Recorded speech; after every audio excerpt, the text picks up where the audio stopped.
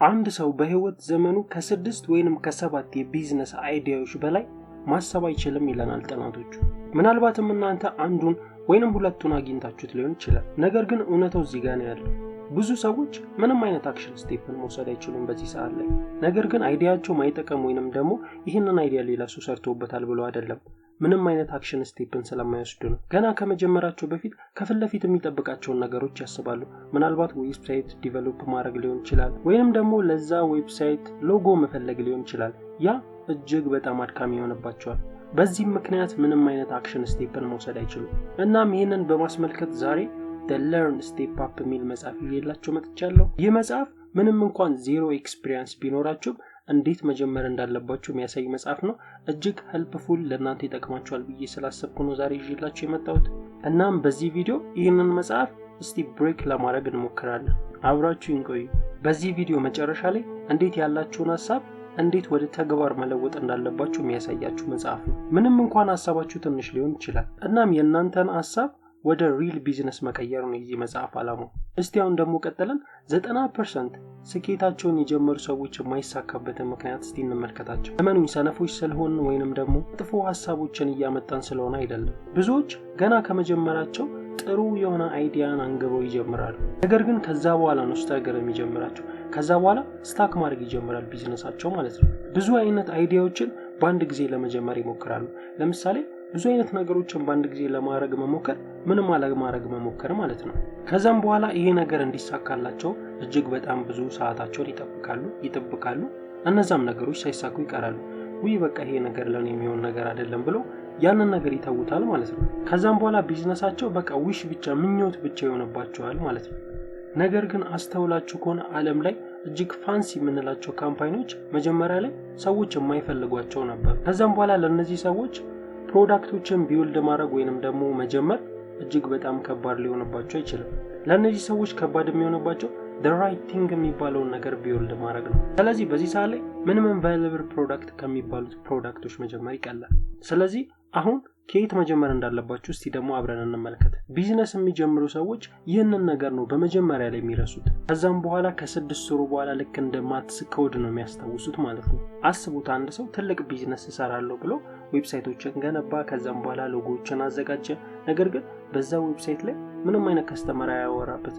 ነገር ግን በዚህ አይነት መልኩ አይደለም ቢዝነስ የሚገነባው በዚህ ዘመን ላይ። መጀመሪያ ያለብን የሚለን ይሄ መጽሐፍ MVP ከሚባል ነው። ማለትም ሚኒመም ቫልዩብል ፕሮዳክት ማለት ነው። እስቲ ለምሳሌ እንመልከት።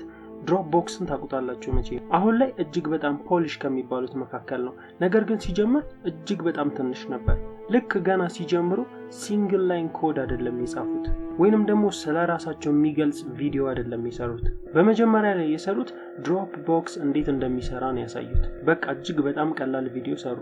እስቲ ገምቱ ከዛ በኋላ ምን ሊፈጠር እንደሚችል። ሰዎች ተመለከቷቸው፣ ከዛም በኋላ እጅግ በጣም ወደዷቸው።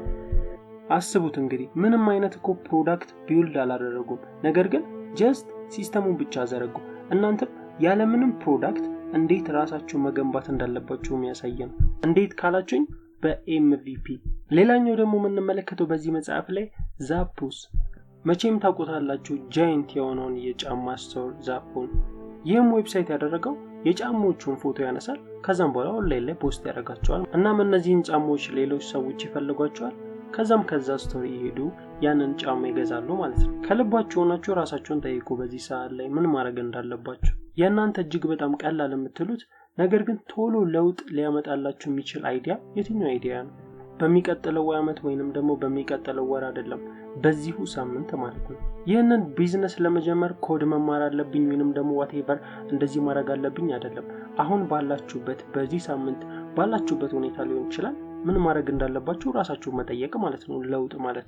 ምክንያቱም ቢዝነስ በመጀመሪያ ላይ የሚፈልገው ሳይን አፕ ብላችሁ ወደዛ ዌብሳይት እንድትገቡለት ነው እንጂ ዌብሳይት ዲቨሎፕ እንድታረጉለት አይደለም። ምናልባት ፕሮዳክታችሁን ኢንስታግራም ላይ ፖስት አድርጋችሁት ሊሆን ይችላል።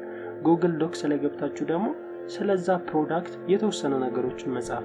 በኤምቪፒ ሁሉንም ነገር ማወቅ አለባችሁ ማለት አይደለም። ሁሉንም ነገር እዚህ ላይ የምትማሩበት ብቻ ነው።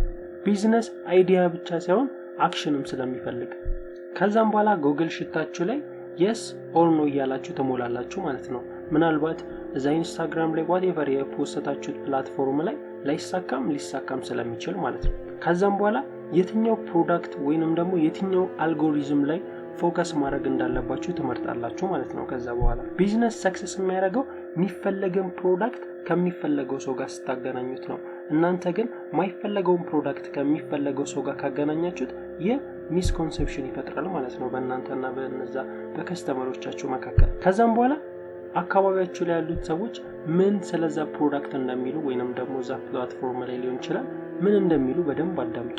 ምክንያቱም እነዛ ሰዎች የሚሏቸው ነገሮች ናቸው የእናንተ ኔክስት ስቴፕ ሊሆኑ የሚችሉ። በዚህ ሰዓት ላይ የትኛው እየሰራ እንዳልሆነ ተለዩበታላችሁ። ነገር ግን እዚህ ጋር መጠየቅ ያለባችሁ የመጀመሪያው የራሳችሁን ጥያቄ የእናንተ ኤምቪፒ ምንድነው? ምንም ነገር ላይ ሊሆን ይችላል። እነዛ ነገሮች ጻፏቸው ያገኛችሁበት ላይ። ከዛም በኋላ ስታነቧቸው እነዛ ነገሮች እየደጋገማችሁ ወደ ሰብኮንሺየስ ማይንዳችሁ ይገባሉ ማለት ነው።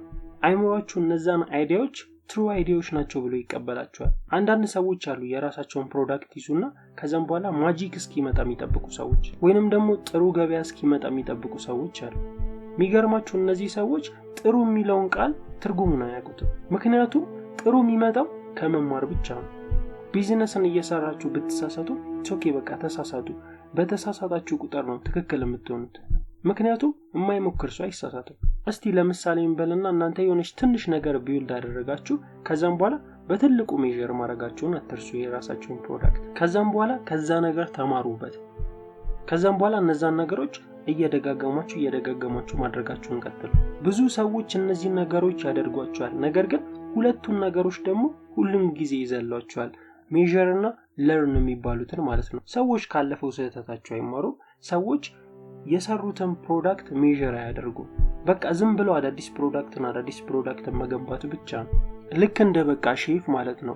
የምግቡን መጣፈጥ ሳያቅ በምግብ ላይ ምግብ እንደሚሰራ ሼፍ ነው የምትሆኑት ማለት ነው። ለምሳሌ እንበልና እናንተ ሼፍ ናችሁ እንበል።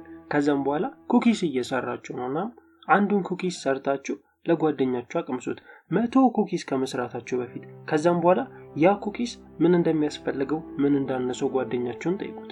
ከዛም በኋላ ጓደኛችሁ በነገራችሁ መሰረት እነዛን ኩኪሶች መስራታችሁን ቀጥሉ። ይህ ነው እንግዲህ የቢዝነስ ሜጀር የሚባለው። ምክንያቱም የምትሰሯቸውን ዴንጀር የሚባሉ ነገሮች ሬድ ፍላጎች ያሳያችኋል ማለት ነው። ሌላኛው ደግሞ ጥሩ ምሳሌ የሚሆናቸው ባፈርን እስቲ ተመልከቱት። ልክ ሲጀምሩ ምንም አይነት ፕሮዳክት አልገነቡም። ጀስት በቃ ያደረጉት ፕራይሲንግ ፕላን ብቻ ነው የገነቡት። ገና ሲጀምሩ ፍሪ ፕሮዳክቶችን አስቀመጡ። የዶላር አለ፣ እንደገና ደግሞ የፍሪ ሴል አለ። ከዛም በኋላ ነው እንግዲህ ራሳቸውን በዛ መልኩ ማስተዋወቅ የጀመሩት። ካሚንግ ሱን ፕራይስ ያስቀምጣሉ ማለት ነው እነዚህ ፕሮዳክቶች። ከዛም ሰዎች እነዛን ካሚንግ ሱን ፕሮዳክቶች እያዩ እነዛን ዌብሳይቶች ይጎበኛሉ ማለት ነው። ወይንም ፍሪ ነገሮች ሰዎች ስለሚወዱ እነዛን ፍሪ ነገሮች ይጠቀማሉ። ሌላው ለእነዚህ ጥሩ ዌብሳይት ማሳያ የሚሆነን ኤርቢኤንቢ የሚባል ዌብሳይት ነው። ይህ ዌብሳይት እጅግ በጣም የተዳከመ ዌብሳይት ነበር ገና ከመጀመሩ። የዛ የመዳከሙ ምክንያት ደግሞ የግራፊክሱ ዲዛይን እጅግ በጣም ያስጠላ ነበር። ከዛም በኋላ የዚህ ዌብሳይት ባለቤቶች ይህንን ነገር ከተመለከቱ በኋላ ነው ጥሩ የግራፊክስ የኒውዮርክ ሲቲ ግራፊክስ ዲዛይን ከቀየሩለት በኋላ እስቲ ገምቱ ምን እንደሚፈጠር። ዌብሳይታቸው እጅግ በጣም በፍጥነት ነበር ያደገው። እነዚህ ናቸው እንግዲህ ቢዝነስ ላይ ለርኒንግ ሞመንት የሚባሉት። እናንተም በተመሳሳይ በስሞለስት ቨርዥን የሚባለውን ቢዝነሳችሁን መገንባታችሁን ጀምሩ። ከገነባችሁም በኋላ ለእናንተ ለሚቀርባችሁ ሰዎች እነዛን ፕሮዳክቶች አሳዩአቸው።